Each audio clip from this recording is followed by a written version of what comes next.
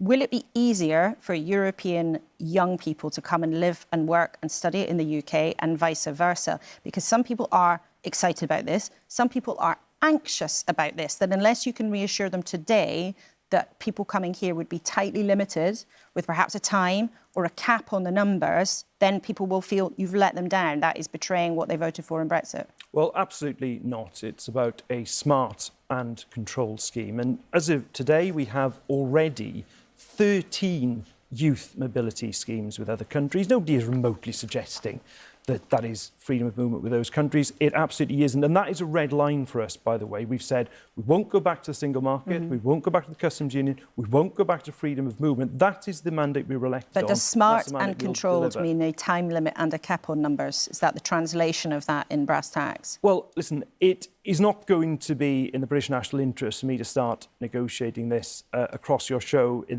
Important though your show is, Laura, in the final hours. But what does smart and controlled mean? Because you're using that phrase. Absolutely, and that is what I've said. And that control element is hugely important. I know how important it is. But just to go back to your earlier point about young Europeans, it's about young British people as well, having opportunities to be able to work, to live, to experience different cultures. But that control is hugely important. And it will be absolutely consistent with the objective the government set out in its migration white paper last week to reduce it. Let me finish this point, it's important. It is to reduce the level of net migration. That is the objective we set out last week. Net migration quadrupled between 2019 and 2023 to nearly 1 million. We've said that is way too high. So anything agreed on youth mobility will be consistent with lowering the level of net migration. But how's that possible when you're going to allow more people in? I mean, even if it's just for 1 year or 2 years, that's still going to add to the total, unless you do what some ministers have previously called for and said students don't count in the overall migration statistics. No, that's not what that's off the table. That's not what is intended.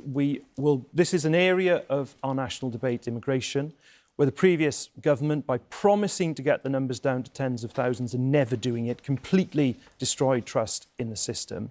We've set out the different restrictions that we are going to introduce, for example, on skill levels, that people come. We still want to attract the brightest and the best, but the skill level of people coming in has to be at degree level. We are ending the care visa, we are making those restrictions. So anything agreed, and I stress this is in sensitive final hours, will be consistent with reducing the level of net migration as we've promised.